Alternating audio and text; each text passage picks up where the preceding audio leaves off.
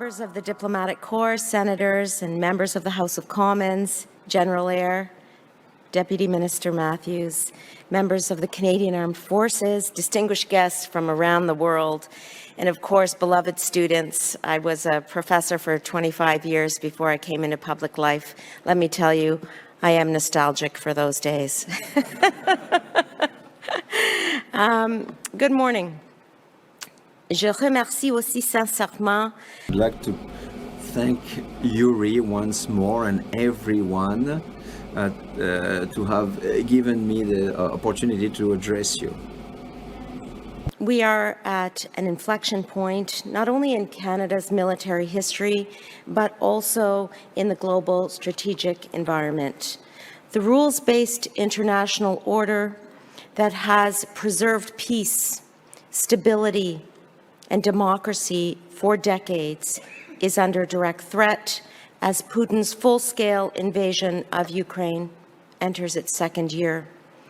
Putin thought that Kyiv would fall. He thought that this winter he would conquer Ukraine. He thought that Europe would freeze in the dark, and he thought that NATO would fracture. But he was wrong. The NATO alliance has only become stronger. Winter in Ukraine is almost over.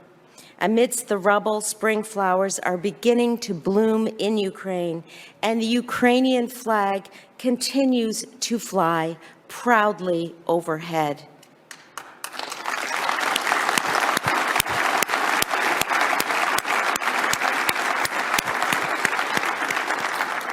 Et face aux illusions impérialistes, Against Putin's imperialist delusion, strength, hope, determination of the Ukrainian people inspires the entire world. Canada is in solidarity with Ukraine since the very beginning. $1 of military aid for Ukraine, including most recently 8 Leopard 2 main battle tanks, over 200 armored vehicles, and a NASAMS air defense missile system.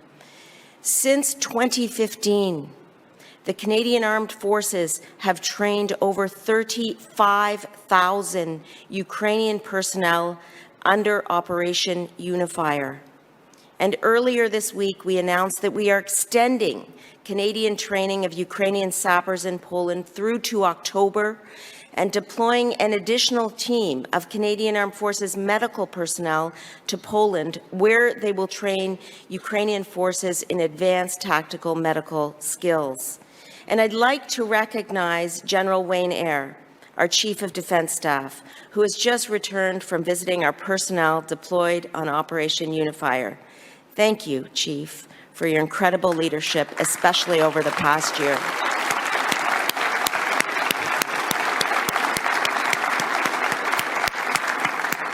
We are also supporting Ukraine by the Royal Canadian Air Force to Prestwick, Scotland, a hub from which our aviators have transported over £7 million of Ukraine-bound military aid from Europe, from Canada, and on behalf of our allies and partners. And you may wonder why I'm smiling right now. It's because their motto is "Can't stop, won't stop." And I was visiting them in Prestwick, Scotland late last year, and that's exactly what the vibe is over there in Prestwick. And it's actually a motto that we believe in too. Mais soyons clairs, si la lutte de l'Ukraine... But let's be clear, if the battle of Ukraine for its sovereignty is central, the security challenges don't stop in Europe. Increasingly disruptive global power. It increasingly disregards international rules and norms, and it is making large-scale investments to establish its military capabilities. And as China continues to militarize that region, it is also challenging navigation and overflight rights, and it has engaged in coercive diplomacy. Canada must and will unapologetically defend our national interests, as we outlined in our Indo-Pacific strategy. In order to respond to global challenges like these and to protect Canadian interests both at home and abroad, we must build a Canadian Armed Forces ready for tomorrow. And this is what I am here to discuss with you all today. How do we ensure that we are ready for tomorrow? First, we start with our people, who must be protected, who must be respected, and who must be empowered to serve when they put on a uniform every day.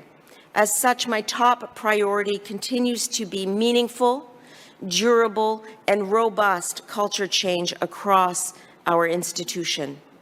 Le changement de culture est une... The evolution of culture is a team effort, and I salute the members who've championed the change of culture are here with us today. Thank you very much for your work on the cultural changes in the Canadian Armed Forces. Being ready for tomorrow also involves recapitalizing, and we are focused on providing the Canadian Armed Forces with equipment that they need to do their jobs and to defend our great country. Dans le cadre de notre In our defense policy, security, protection, engagement, we are investing more by more than 70% over 9 years. As the world changed before our eyes, we knew that we needed to go further, and that's why through Budget 2022, we added $8 billion in additional defense spending over 5 years. With these investments, we are modernizing our capabilities across all domains and along with culture change. This is a definite priority for me as Minister. We are signing contracts, finalizing procurements, moving faster and pushing harder to deliver our personnel the materiel, resources and equipment that they need to do their jobs and protect Canada.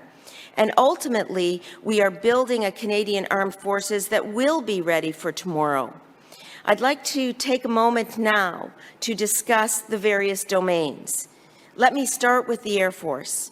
We are ensuring that the Royal Canadian Air Force is ready for tomorrow. As I announced in January, Canada is acquiring a new fleet of 88 F-35 fighter jets. Ces avions ultramodernes. These ultramodern planes are the best ones of Canada, and they will guarantee our capacity to protect Canada for the decades to come. Our invest in RCAF is not only planes, but also the required infrastructure for those planes in Cold Lake and Bagotville bases. One of our Air Force's most important missions is the protection of this North American continent. And that's why in June 22, we announced that Canada's plan to modernize NORAD will be backed by an investment of almost $40 billion over the next 2 decades. And this plan invests in Arctic and polar over-the-horizon radar, C2, air weapons, infrastructure, research and development. And as we make these investments, we will work hand in hand not only with the United States, but with Canada's northern partners and Indigenous peoples to ensure that the economic benefits are shared from coast to coast to coast, and to ensure that we remain true to the principles of reconciliation. And at sea, we're building a Navy that's ready for tomorrow. We will continue our work to deliver a new fleet of 15 surface combatants for our Navy, with the project now in design phase and construction expected to begin next year. Il s'agit de la plus grande. That is the largest modernization of our naval force in decades, and it will guarantee excellent interoperability with our allies. On the ground, we are building a Canadian Army that's ready for tomorrow. Canadian Army with a new and modern fleet of 360 armored combat support vehicles, replacing the current LAV-2 Bisons and M113 tracked LAV fleets. This fleet will serve as ambulances, mobile repair, vehicle recovery vehicles, as well as engineer support vehicles and command posts for both domestic and international operations.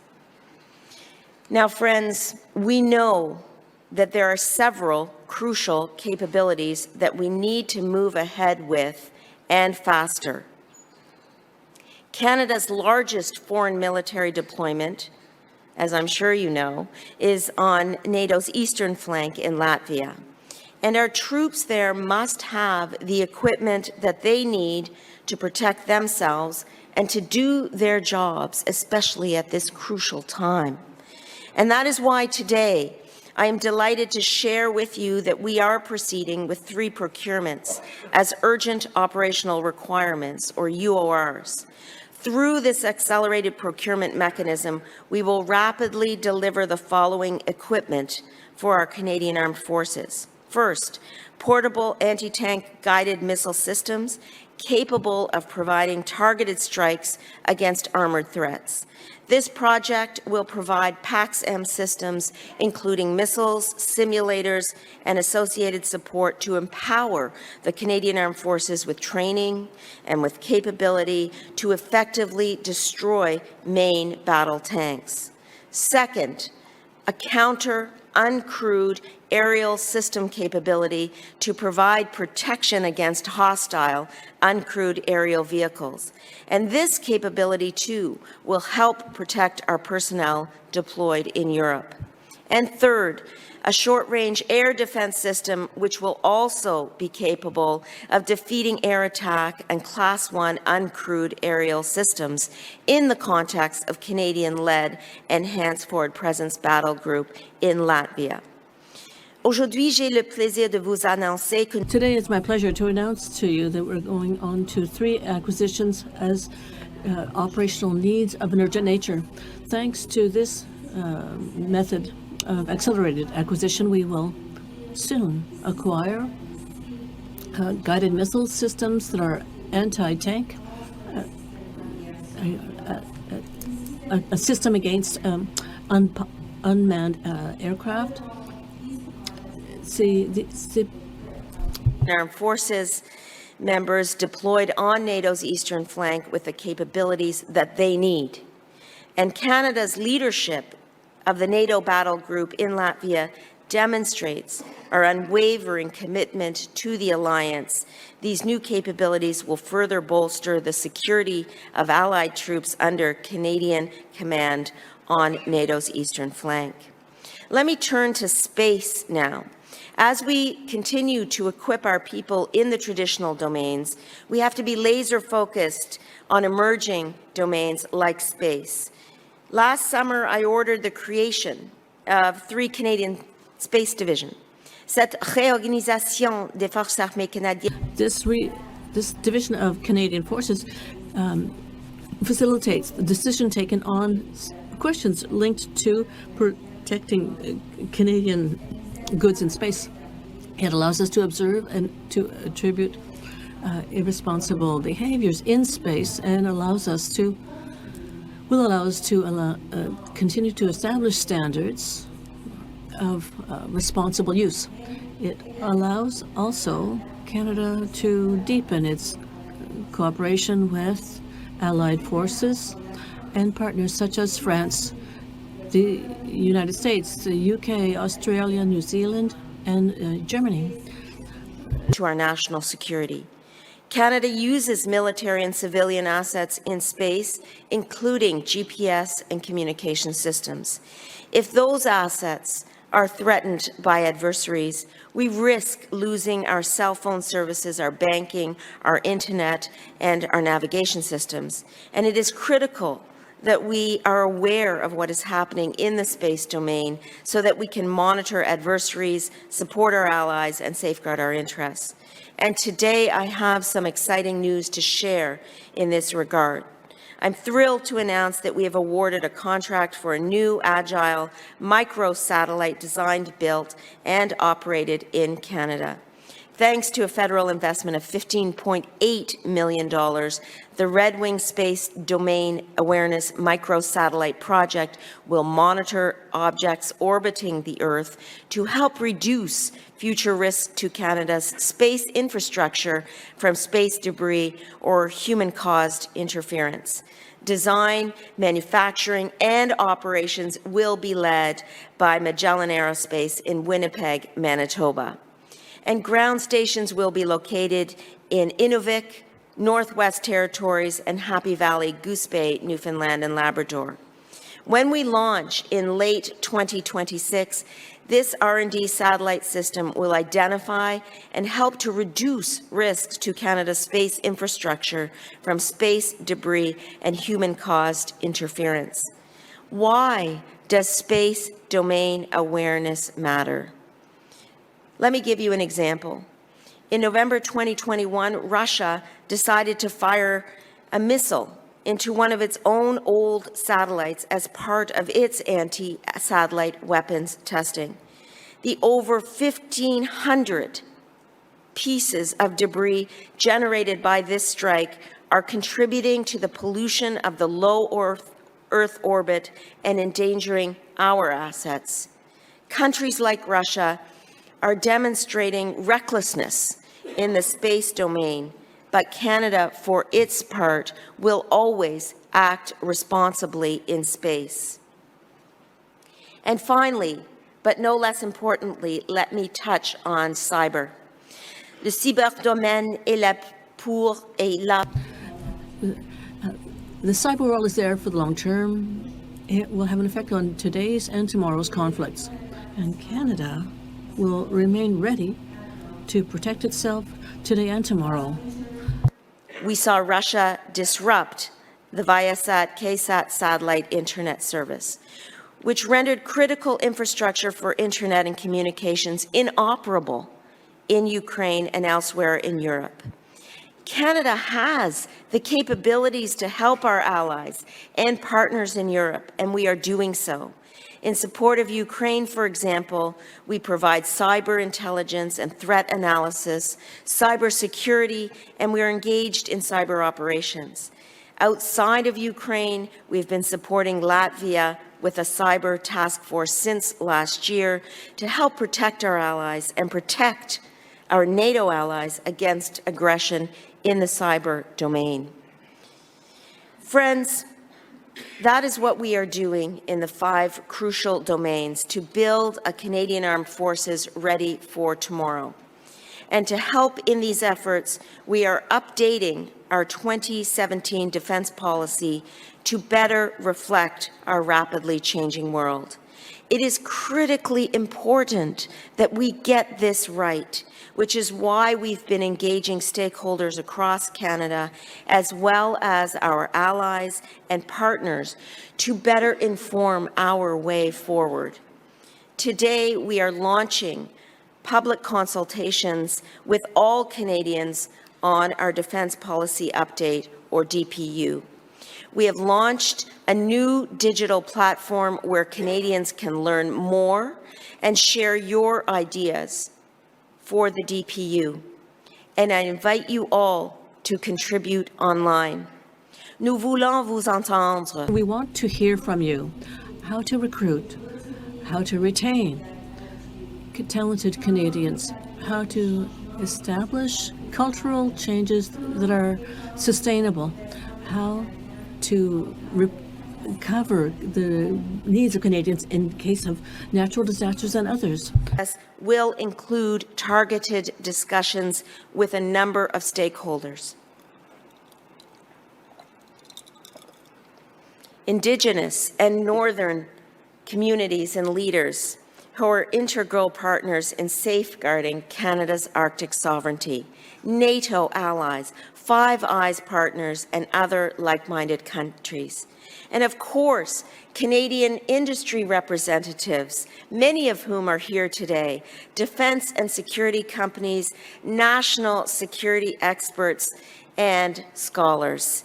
Our Canadian defense industry is innovative, dynamic, and bold. You engineer the impossible, and you help us maintain a strategic edge over our competitors. So we see you as key partners in our work to modernize. We must also remember that Canada's economic prosperity is fundamentally linked to our national security.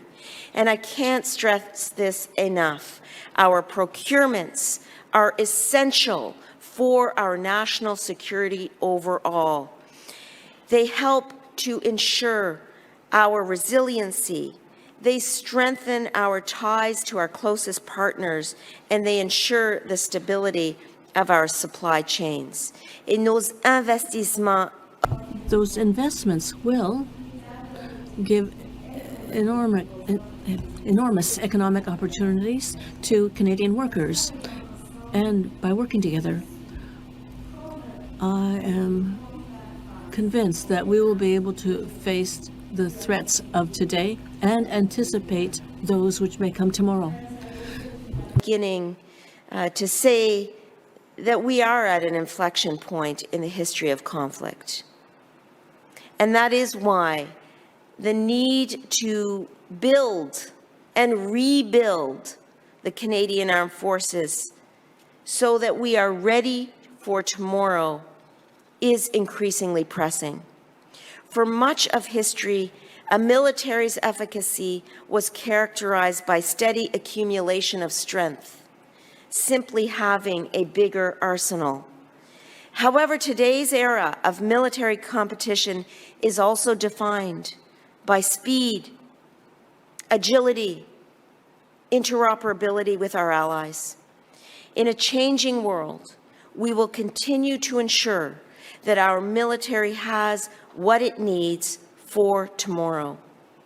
The urgent procurement of portable anti-tank guided missile systems, a counter-UAS capability, and a short-range air defense system will strengthen our abilities in the traditional domains of conflict.